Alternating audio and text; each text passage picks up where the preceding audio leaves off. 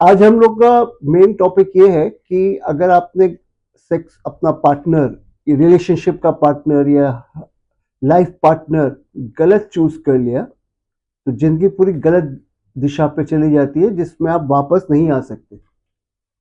इसलिए हम लोग बताते हैं कि लाइफ पार्टनर कैसे चूज करें। देखिए, आप खुद अपना लाइफ पार्टनर चूज करने में परफेक्ट नहीं हो सकते, कभी नहीं हो सकते, क्योंकि आपका चॉइस के अंदर आपका इमोशंस इन्वॉल्व है। आपको लगता है हाँ ये मेरे जैसे है, या हाँ इसके संग मेरे को बात करने में अच्छा लग रहा है, हाँ इसके संग जाने में मुझे अच्छा लग रहा है। आप अपने इमोशंस से पसंद कर रहे हो।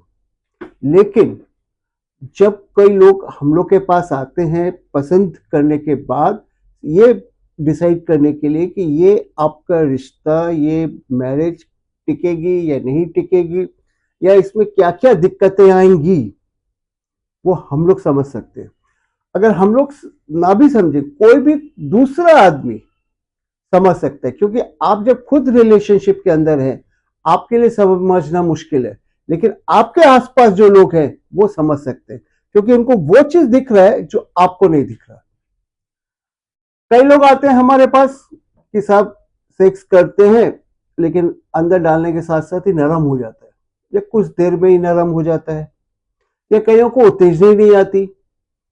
तो इसमें क्या होता है कि जैसे एक लव मैरिज हुई, लव मैरिज एक साल बड़ी अच्छी चली, वो उसके बाद से धीरे धीरे हस्बैंड का इंटरेस्ट ही चला गया, वाइफ को तरफ वो वाइफ को अवॉइड ही करने लग गया। अब क्या करें आप, क्योंकि आपने लव मैरिज करी, आप कुछ बोल भी नहीं सकते। उसने भी लव मैरिज करी है, उसका लेकिन इंटरेस्ट अब खत्म हो गया आपसे, आप करें क्या। तो इस केस में क्या होता है कि जब हम लोग सेक्स का इंटरेस्ट जगाने के लिए, हम लोग हमेशा सेक्स के दौरान आवाज निकालने के लिए कहते हैं। नॉर्मली ज्यादातर लोग कपल बिना आवाज के, बिना कुछ बोले चुपचाप सेक्स करते हैं, ताकि अगर आवाज करेंगे तो बगल के कमरे में किसी को सुनाई देगा, किसी को कुछ होगा। लेकिन उससे क्या होता है, आपको सेक्स की तृप्ति नहीं मिल पाती, ना मेल पार्टनर को ना फीमेल पार्टनर को तृप्ति नहीं हो पाती। तो अगर दोनों जन अपने एक तरीके की आवाज निकाले, जिसको हम लोग सेक्सुअल साउंड बोलते हैं, तो तृप्ति का लेवल बहुत अच्छा होता है, और ये छोटी मोटी प्रॉब्लम जो है इरेक्शन की या अट्रैक्शन की या डिजायर की, ठीक हो जाती है। कईयों का क्या है कि लिंग में तनाव पूरा नहीं आता, वो कम आता है और बहुत जल्दी चला जाता है। तो ये भी एक प्रकार का इरेक्टाइल डिसफंक्शन है।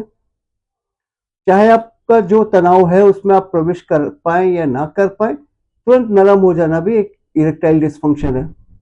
इस केस में हम लोग क्या करते हैं, पीआरपी होता था पहले, अभी पीडीजीएफसी टाइप बी होता है।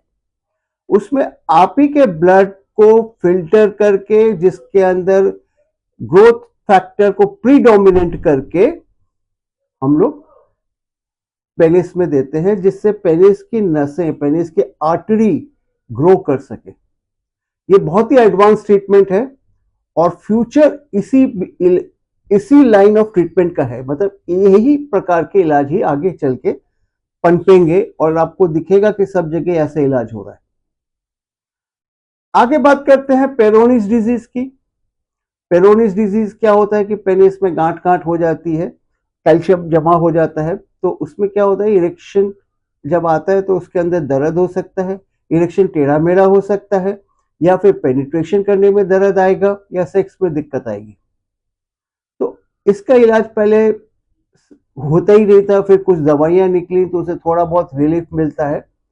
अभी क्या है, हम लोग जब शॉक पे ट्रीटमेंट करते हैं तो ये बीमारी जो बरसों से अनट्रीटेड रही है, ये भी ठीक होने लगती है, और पेनिस का जो आकार है, शेप है, वो भी रिस्टोर हो जाता है। शॉक वेव्स जो है छोटे मोटे इरेक्टाइल डिस्फंक्शन में भी व्यवहार होता है, वो भी ठीक हो जाता है।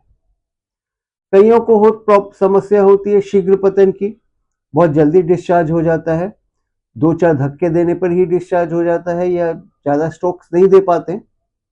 उनके लिए दवाई और काउंसलिंग दोनों की जरूरत पड़ती है।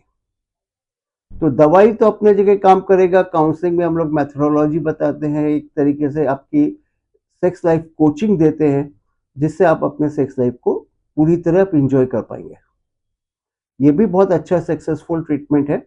इनफैक्ट हम लोग का जो ट्रीटमेंट है आपका, ये इंजेक्शन वाला GFC, शॉकवेव और ये काउंसलिंग और मेडिसिन थेरेपी, ये वर्ल्ड में अभी भी नंबर 1 है। वजाइनल टाइटनिंग, वजाइनल टाइटनिंग की जरूरत समस्या कब होती है? मान लीजिए शादी हुई, शादी के 2 साल बाद, 1 साल बाद, जब भी क्या होता है कि सेक्स करते समय ज्यादा फीलिंग्स नहीं आती। फीलिंग्स क्यों नहीं आएगी? क्योंकि वजाइना में बहुत ज्यादा लुब्रिकेशन होने लगता है, बहुत ज्यादा रस अगर होने लगता है तो लिंग में कोई सेंसेशन नहीं रहती, क्योंकि वो रस चारों तरफ घेर लेता है लिंग को। इसलिए हम लोग कहते हैं वजाइनल टाइटनिंग का सिंपल सा एक प्रोसीजर होता है लेजर थेरेपी से, वो करते हैं, वजाइना रिजुविनेट हो जाती है। जैसे कई बार सेक्स करने के बाद कई स्त्रियों में वजाइना ऐसी ढीली हो जाती है, योनि ढीली हो जाती है, उसका भी ट्रीटमेंट इसी दर्द द्वारा ठीक किया जाता है। कई बार शादी के पहले लड़कियां आती हैं कि अब मेरा तो शादी के पहले एक अफेयर था, 2 साल सेक्स हुआ, अब मेरी शादी होने वाली है, तो मेरा पति क्या बोलेगा, मैं समझ नहीं पा रही हूँ। तो हम लोग वेजाइनल टाइटनिंग करते हैं, वेजाइनल एकदम नया वर्जिन स्टाइल हो जाता है। तो ये है छोटा सा इंफॉर्मेटिव वीडियो आज का, आपने हमारे साथ दिया, इतने सालों से आप हमारे साथ हैं, बहुत बहुत शुक्रिया। Please like and subscribe our channel.